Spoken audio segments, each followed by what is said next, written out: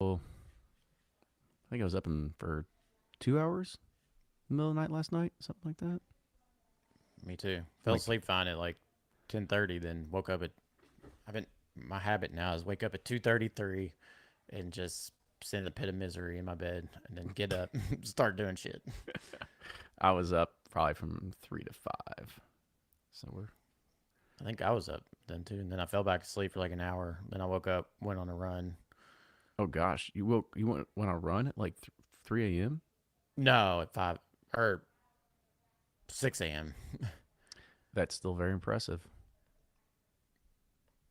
And then Matt calls me on the way to the private, and he's like, "Oh, he's like, I hate being an entrepreneur. I've been up all night. I can't sleep. I guess I was like, I just went through the same thing. Matt Pittman. Yeah, That's funny. Yeah, it's all good and fun until you realize that you just can't sleep forever. That's how it goes. ever. Are we doing YouTube or no? Yeah, I'm just Okay. posting it on.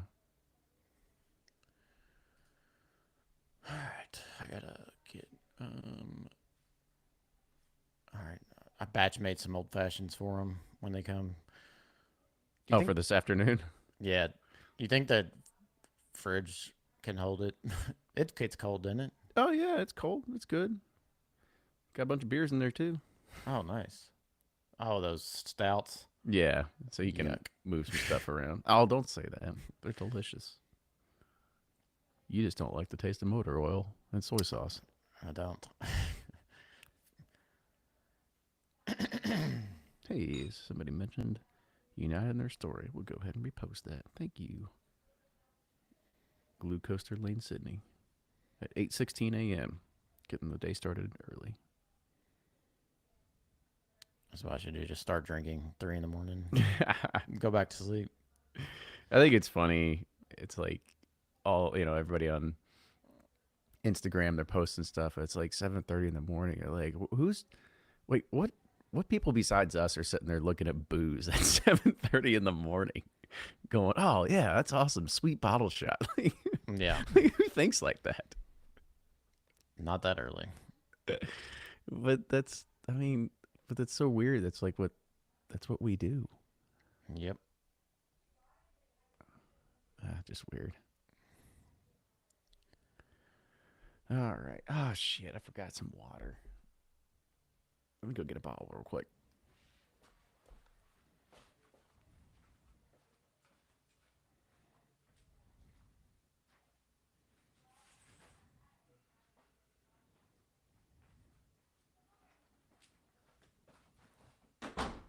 All right. Hey Taylor. Hey Alan. Hey Sean. Good morning, fellas. All right.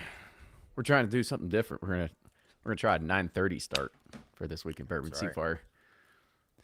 Maybe Dang, it's a. Sean's up early. I know mountain time over there. Maybe it's like, you taste really well in the morning. Maybe because we haven't started looking at email. Well, actually, we kind of already started looking at emails we were talking about, but we haven't really gotten to the groove of doing shit yet. So maybe we'll be on our game today. Let's do it. You ready? Yep. Yeah, because I gotta get going. Okay. Well, you have less. It's gonna. We don't have anything to do till 2:30, right? Or you Well, got I'm other meeting stuff going on? them. I gotta drop stuff out of the warehouse, then I gotta meet them at Michter's at 11, which, Oh, you'll be fine. We, yeah, I'll be fine. we don't really have much to go through today. I think there's only like 5 stories, including bourbon release news. Oh, that'd be quick then. Yeah, it was a very light week. So I got you. you ready? Yep, I'm ready. It's this week in bourbon, and I don't believe. Wait, sorry. Yeah. I was like, do I have my stuff right here? Okay, here we go. It's this week in bourbon, and I don't believe pineapple should go on pizza. Here's your headlines for June 23rd, 2023. A new bill has been introduced that will refund duties and taxes on exports of bourbon. Four Roses is going to sell a limited supply of 10 recipe tasting kits, and Heaven's Door releases their next decade series. But before we get started, here's a quick word from our partners.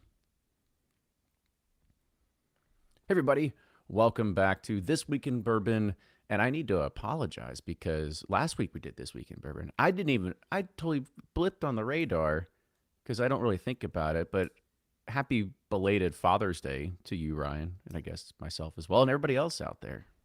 Oh, yeah. Well, thank you.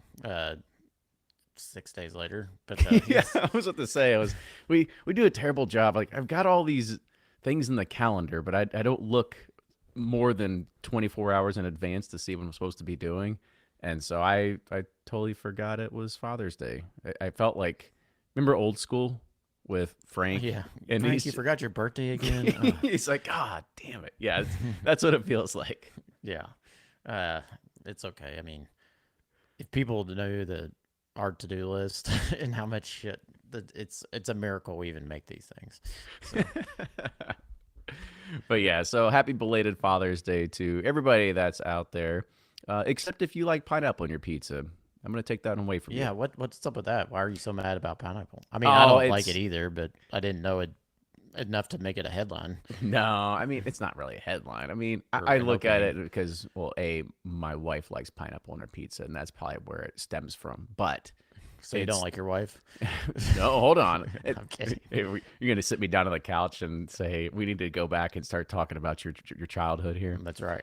No, I mean, this is sort of like a religious war, if you think about it. If you look at everybody that gets in arguments of does pineapple go on pizza, there's all kinds of back and forth on it, which I get it. I mean, I actually I don't get it. I've had it, and because we usually have to get a half and half, so I'll usually get either my pepperoni Italian sausage because of course I fit the Italian profile, and then my wife likes to get sometimes just pepperoni and pineapple. But there's always a stray pineapple that makes it to my side of the pizza, and the juices seep into the cheese and the bread, and you just can't get away from it. And I can't stand it.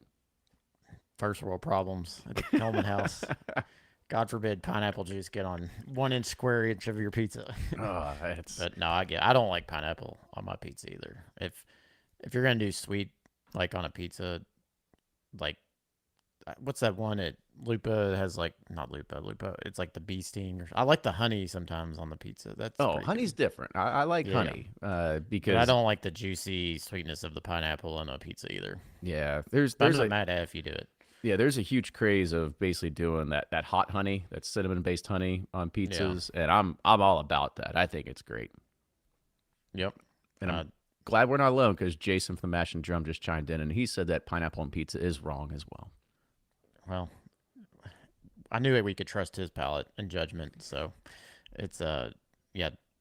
Tell Lauren she's wrong. You won. I'm sure that'll go over well. Yeah. Jason said you're wrong, Lauren. Oh yeah. All right. So some quick announcements and everything like that. I know last week we talked about it, but Ryan, go ahead and give an update about the Bardstown Bourbon Dinner and the collaboration that will be released as well. Yes. Gosh, thanks for the reminder. I would have forgot too, like Father's Day. Um, yeah, so next Thursday, June 29th, we will be releasing our collaboration blend that I did with Mr. Dan Calloway. It's very exciting. It's really good, and we get to let people try it. We're doing an awesome dinner that you'll get to try Discovery 10, the Burn Pursuit collaboration, and some French. Gosh, I keep Doisy Daisy something. I don't know. It's The sorry, Doisies, the Doisy so- batch. sorry, Bardstown, but it's a I don't know some kind of. Do you remember what it's some kind of French thing collab? But I heard it's amazing. So I'll bring it up the page real quick because it's on Eventbrite was where you can get it, and you just search for the Distilled Series Dinner, or sorry, the Distilled Dinner Series, and it's the Chateau Doisy Dane. Doisy Dane. Yep, I knew I was onto something. But anyways, it's gonna be an awesome dinner. I think it's a 4 course pairing, 3 or 4 course with chef stew. I think it starts at 6:30. Welcome cocktail at 6. So the ticket price includes, your welcome cocktail, the food, and all the whiskey that we're pairing. So it should be a great event. I'm really excited for people to try this. Me and Dan worked really hard on it, and hopefully it just showcases the art of blending and where the future of bourbon and American whiskey is going. And Bardstown's really embraced that, and obviously we have with our United concept. So it's cool to learn from each other and kind of bring our minds together to create something interesting and unique. And I hope people enjoy it. For sure. And so make sure you go and check that out. You can also check out the pictures of the bottle. Yeah, the It's a bottle looks great. it's snazzy, man. Somebody Got said, that Lago. somebody goes, "Gosh, that package looks better, way better than yours." And I go, "Yeah, that's what happens when a distillery has money comes out of the package, whereas we are trying to make it." So, no, they did a great job with the package. But you got a thing going on in Frankfurt that night as well. So unfortunately, you can't join us, but you'll be at with the Frankfurt Bourbon Society. Is that correct? That is correct. So if you are in as a part of the Frankfurt Bourbon Society, go and sign up. Make sure you're there in person. I'll be bringing all the SKUs and we'll be able to go through all of them. And I'll give you the United spiel and I'll try to not make it an hour and a half and boil it down so we just have some fun drinking and talking whiskey and stuff like that too. But make sure you go and get connected to your leaders there. Take me to your leader of the Frankfurt Bourbon Society. Yes. Other things to kind of talk about as well is that if you are in the San Antonio or should I say San Antonio area, but you also happen to be a retailer in the state of Texas, I will be at the Texas Package Store Association trade show happening on July 30th. I believe that's only for people that are in the industry. So if you are a package store owner, please come, say hi, try all of our stuff. We're going to have myself plus a few ambassadors kind of help deal with the flow of folks and stuff like that. So it'll be a fun, crazy 6 hours. Other things is that on July 8th, Whiskeys of the World will be in Nashville, Tennessee. So go see our ambassadors that'll be there as well. All right.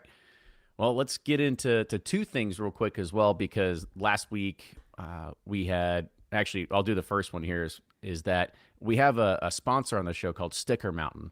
And we have switched over doing all of our stuff from Sticker Mule to Sticker Mountain. And the quality is fantastic. And I can't be happier by being able to do that. We've been able to shave some money off because Sticker Mule's great quality, but we're always looking for other options. So if you're looking for your stickers to put on bottles, or you've got just a need for printing a bunch of stickers, like a couple thousand, we just did 45,000 stickers. We just did something like that. So if you want 10% off your order, use coupon code Sticky Bourbon, and that's at stickermountain.com. And then last week, we also talked about a new whiskey documentary that came out called Fire, Water, and Grain, which is the story of Empire Rye. I actually had a chance and sat down and watched it yesterday. Amazing. Absolutely amazing on how well it was done. I feel that if you thought Neat was great, you're going to think this is amazing, only because I thought Neat was very, I don't know. It just felt like every 10 seconds you're panning to a barrel rolling or whiskey pouring out of a barrel. This one was a better narrative, a better storyline that kind of tell the beginnings of Empire Rye and how distillation of rye in New York had kind of gone away from Prohibition, and how Scotch and Irish whiskey, and once Prohibition was repealed, how Scotch and Irish whiskey really started to rule the land because everybody lost their foothold. And so it really kind of goes back into the history of really where distillation in New York sort of began, ceased, began again, and really where this new Empire Rye thought process is really building. So I really enjoyed it. So if you're interested in kind of looking at watching another whiskey documentary, I think it was about an hour and a half or hour and 45 minutes. Go and check it out. Fire, Water, and Grain, the story of Empire Rye. I believe it's on Apple TV as well as Amazon Prime. So go and definitely, and there's a trailer on YouTube too. So go check it out. I saw the trailer. It looked awesome. I have yet to watch. I need to do that this weekend. I'm excited. Yeah, for sure. That's go ahead and kill some time with that and pour yourself some New York whiskey while you're doing it. If you got some sitting around, I think it's going to be a really cool thing. And I think there was one of the tidbits that I'll take away from it is that they looked at it and they said, we want to be synonymous with Kentucky bourbon and all this other kind of stuff. And Clay Risen, who was on there, kind of really talked about how that will be a catalyst going forward, is that there just be pockets of terroir and how whiskey is being made and how it tastes, because you don't want a New York whiskey to taste like a Kentucky whiskey. You want things to be different. Yeah. And it really talks about, and that fits into a lot of the concepts that we're doing as a part of Pursuit Spirits, is that by being able to take these things together, like we blend and create new things. So by being able to do that, you sort of break out of this mindset that only good bourbon comes from Kentucky. And hopefully this will help you kind of understand the terroir and where whiskeys are coming from and how aging environments really do impact it. And there's a lot of good whiskey being created everywhere too. Yeah, for sure. That's Kentucky's king, but everybody's coming up behind, and there's some great stuff. So that's awesome that they're highlighting that and showing that. Hopefully, more people will embrace it. So Totally. All right, let's get into some of the news. And this first one isn't even about whiskey. And I didn't even write a whole lot, but I figured it's worth noting because it's Brown-Forman, and you know them as the owners of Jack Daniels and Woodford Reserve and Old Forester. Well, they have now sold Finlandia vodka to Coca-Cola HBC, which is I think it was a German company, if I'm not mistaken. But anyway, it's a not Coca-Cola USA, but they sold Finlandia vodka for 220 million, and that means that Brown-Forman has exited out of vodka completely in their portfolio. So I thought that was interesting to kind of see. yeah, it's amazing that because I guess just being in around Brown-Forman, I've been familiar with Finlandia for years, and it was really popular in the late '90s and early 2000s. I guess when vodka was king, but it's fascinating that it's a pretty big brand. I guess Russia, Ukraine war pretty dinged it up kind of. I think that was a lot of sales, but it's fascinating that, Penelope, who doesn't have, basically got the same amount as Finlandia did. So that just shows you where, the brown water is trending and vodka is trending. So, yeah, it's fascinating. I'm glad you said that because I had that thought in the back of my head too of how Penelope was able to get acquired for the same exact amount as a brand that is almost maybe globally Oh, recognized. yeah, right. Yeah. So, Yeah, it's crazy. interesting. All right, let's go ahead and dive into it. So, Congressman Morgan McGarvey introduced a bipartisan bill known as the Duty Drawback Clarification Act. And this measure would refund certain duties, taxes, and fees paid by whiskey distillers to export their products. Quote, bourbon is America's spirit, and it must be made in the United States. And 95% of it is made in Kentucky. And that's what Representative McGarvey said in a news release. Quote, but bourbon and other whiskeys are excluded from the duty drawback program. And that's a benefit enjoyed by nearly every other beer, wine, and spirit. And this legislation will level the playing field for all American-made spirits and help grow their global reach. Well, I'm sure everyone knows how I feel on this, so it's got to be a good thing. And it's gonna no, it's great. So yeah, anything we can do to put money back to work for the companies to use to keep growing the category is a good thing.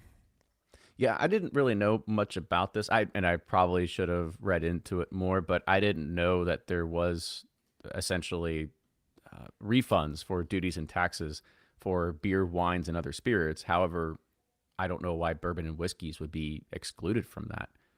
I'm kind of taken back. I'm not entirely sure why, but maybe it's just because of, I don't know if this was a Trump era thing because of all that sort of Like stuff the that was in tariffs there. or yeah. Yeah, the tariff thing. I don't know if that was it or if there was something else. But the tariffs were just to the EU though. So I'm not Correct. too sure why. Yeah, I'm not either. It's bourbon always has to foot the bill for everything, so but it's slowly changing. More taxes. More taxes. That's right. All right, so let's keep moving on here. So, Meet NKY has welcomed 5 new bourbon-centric stops to Northern Kentucky's self-guided bourbon tour in celebration of the Beeline's 5th anniversary. So, the Beeline was created to help capture the bourbon-curious audience of millions of people who drive down I-75 or fly into CVG annually to visit Kentucky's famed Bourbon Trail, of which there are 2.1 million in 2022. There are 7 strict criteria of the new stops that had to agree to in order to be a part of the Beeline. These include things like fostering a culture around bourbon through continuing education and stocking certain types of bourbons. Restaurants must have at least 50 labels of bourbon, of course, with a preference to Kentucky bourbon, while bars must stock at least 100. Weekly bourbon-infused food and drink specials are also a requirement, and for bars, they also must host bourbon-related events and offer specialty flights. Distilleries must be a member in good standing with the Kentucky Distillers Association and be a part of the Kentucky Bourbon Trail or the Kentucky Bourbon Trail Craft Tour. These new stops include Pompilio's in Newport, Revival Vintage Bottle Shop, Lease Steakhouse and Knowledge Bar and Social Room in Covington, and Caproni's on the River, which is in Maysville. Yeah. Love the Revival. It's a cool place. You've been there, right? Yeah, I was about to say, out of all these, that's the only one that Same I've here. been to and know of. Yeah, Brad Bond's place. It's a cool place. But I'm sure all the other ones are cool too. But yeah, I've only been to Revival, but that's a cool thing they're doing. I love it. That I love that Northern Kentucky area in Cincinnati. It's a good time. I think. I don't know. They've done such a great job of, I shouldn't say rehabilitating, but uh, like, well, Covington and all that was kind of not 10, 15 years ago. It was kind of not as well done as it is now. And it's just, I think you have Bourbon and New Riff and people like Revival, Hotel Covington, really, I guess, reinvigorating is the word for that area. So, Yeah, and I mean, you're next to Cincinnati. I mean, when you think about it, there's a huge, uh, like, just population bloop, like, just dot right there. And so to be able to just put more infuse of just bourbon and whiskey stuff is going to be great just to help grow the category in general. And you're right. And there's another LK here says in the chat, Revival is awesome. Can't wait for the new location. Yeah, I've talked to Brad. They've got a lot of cool things because he's in a smaller shop that's right now, and they're kind of busting at the seams. And I can't wait to see what their new place is going to look like. But it looked pretty big. I think it was in Hotel Covington, if I'm yeah, not yeah. mistaken, is where it's going to be. You Yep. just said that. But yeah, it's a specialty shop, all Dusties, huge tasting bar and everything like that. So definitely go and check that out if you're passing through the Northern Kentucky area. It's one of the unique things to go and see that. Other than Neat here in Louisville, I think that's probably the closest comparative. And Yeah. and I guess Justin's House of Bourbon, those two as well. Yeah, that's true. Yeah. And the thing I like about Covington too is versus staying in Cincinnati, they got that walking bridge, which is nice. You can walk across the Sure. river. It's really cool. So you Yeah. can exercise, earn your drinks, because you shop around and do the Beeline. Yep, for sure. All right. So moving on. So Four Roses has announced a global brand refresh, and this is the first update for the brand since 2006. The new visual identity also comes as Four Roses celebrates its 135th year. So fans of the brand and consumers alike will see the refreshed branding across all the Four Roses bourbon bottles and on its new website. Four Roses looks to pay homage to the brand's heritage while exploring a more modernized approach through evolving all the labels on the bottles and revitalizing the website for a more user-friendly and cohesive experience. Helmed by agency Camp and King, the design updates for the brand refresh include a renewed 3D rose emblem, which is the brand's classic logo, but offering a more refreshed and refined representation of the brand's founding story. There's also a new engraved rose cluster on the cork of each bottle. Brightened labels, which gilded borders on all the labels to bring back a more contemporary look to the design, and labels on each of the brand's four bourbon expressions showing a varying color palette that correspond with the richness of the product. The Publico typeface on the new label brings an elegance that is timeless as the brand itself, and the addition of Master Distiller Brent Elliott's signature on the face of each bottle as a nod to the care and attention he puts into every bottle. Tasting notes have also been added to the back of each bottle and to highlight the unique flavor of each product. And of course, there's a website. However, for the first time ever, Four Roses is releasing a rare, limited edition kit, which is a 10 recipe tasting experience, which will feature each of the 10 unique bourbon recipes that make up Four Roses bourbons. The kit will include 50 milliliters of each recipe for bourbon enthusiasts to get a taste of where the brand's offerings originate. A QR code in the box will lead to a guided tasting video with Master Distiller Brent Elliott for a more immersive experience. This limited edition kit is going to be available for purchase starting on June 30th at the Four Roses Visitor Center in Lawrenceburg and in Cox's Creek, and will roll out in select retailers in Georgia, Illinois, Kentucky, and California starting in mid-July, and it has a price tag of $130. I love that. That's pretty cool. Because really, you only get to try them all if you're doing single barrel picks. So bringing this to the public, which I guess it probably will sell out quick. So not everyone will get it, but I think it's a good idea by them, with their concept. I'm looking at If they're smart, they would make this a gift shop exclusive, something that's there all the time, because dang, that will sell like Oh hotcakes. yeah, that's no fail right there. So I'm looking at the new packaging. It looks like I do like the new, like, I guess, old yellow label Four Roses. I love that bottle. That's pretty sweet. But the other two look pretty similar. Maybe a little more rounded edges, or is it just label changes on those? It's a few different things. Like I said, they made a few. I mean, there's slight modifications. So Yeah, yeah, they're like the 3D rose emblem is a little bit different. Like it's more, well, it's, I guess 3D. I guess is the way to say it. yeah, yeah. Is kind of the way to look at it. And then plus all the tops have essentially a stamp on all their wooden tops now. So um, I do it's kind a of like lot of that light brown label. That's pretty cool on the yeah. like single barrels and the select. I think Hmm. that looks nice. Yeah, it's subtle but nice. Yeah, but the biggest improvement is the yellow label. I like that. Right. Right. And then there's some stuff in the chat saying like, oh, $130 seems like a lot, but it's cool. I don't know. I mean, you look at it, it's 10, 50 milliliters. It's a 500 milliliter package, which is, 250 milliliters less than a whole bottle. However, the time that it takes to go and put those in individual pieces to actually put them in a box, I think you're probably, I'd say 100, 130 is probably what you're looking at, especially if they're barrel proof, because I think, gosh, they're about $100 in the gift shop nowadays for barrel Yeah, strength. It might be more than that now. yeah, and it's an opportunity to get them all because you never and you don't have to buy a whole. I don't know. I think it's fairly priced. I agree. Yeah, kind Okay. of like this idea. I'm like, how can we do this? Do the three components. All right. Anyways, I Ryan, you're not off because people have been asking for it, and I think that if we can figure, here's the thing: we need a little bit more hype behind us that's true. because this is Four Roses. People go ham over Four Roses no matter what. So once we get to the point where people are wanting to understand like where do the three components come from, and we've done those united breakdowns before, and it goes over really well. But once more people ask for that, then perfect. I think we can get behind it. So we got about 80 years then, because that's what how long it's taken Four Roses to get Well, come they're back to celebrating being their on top. it actually might be 130 because they're now celebrating their 135th year. Oh well, I was saying based on when they went out, like because they were topped and they went out, then they went to Japan, then back. But yeah, 130 total. Yep. So it'll be our great grandkids selling those 50 mLs, and people like can't believe they're $200 for just we'll, 50 mLs of New York whiskey.